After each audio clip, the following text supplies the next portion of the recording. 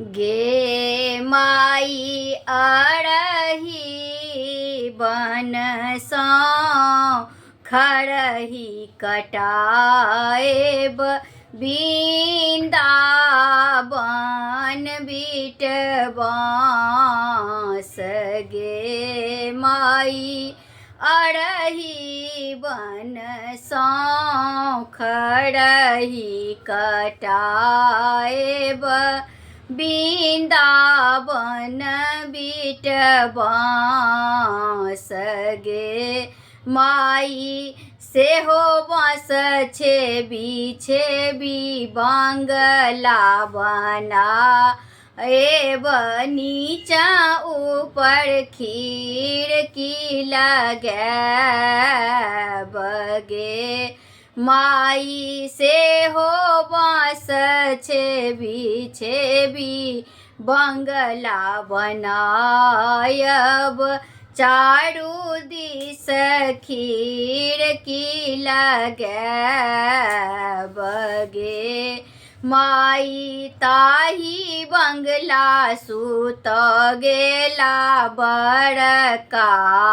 भैया अइहब भौजी सुतु संग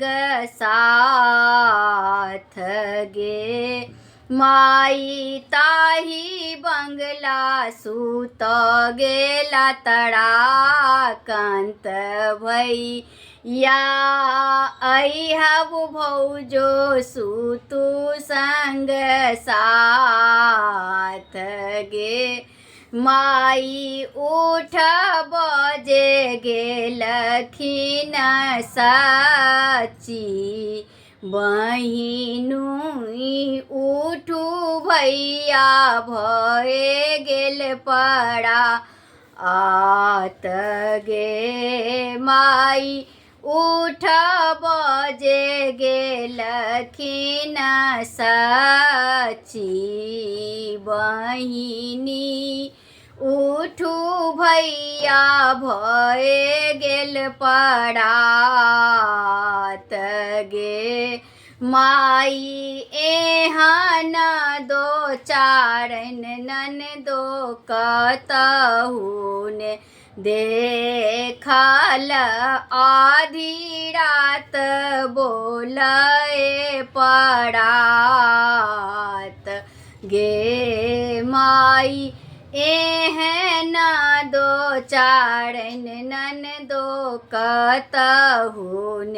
देखल आधी रात बोले पड़ात गे माई अड़ही बन सौ खड़ही कटायब बिंदावन बीट बाँस।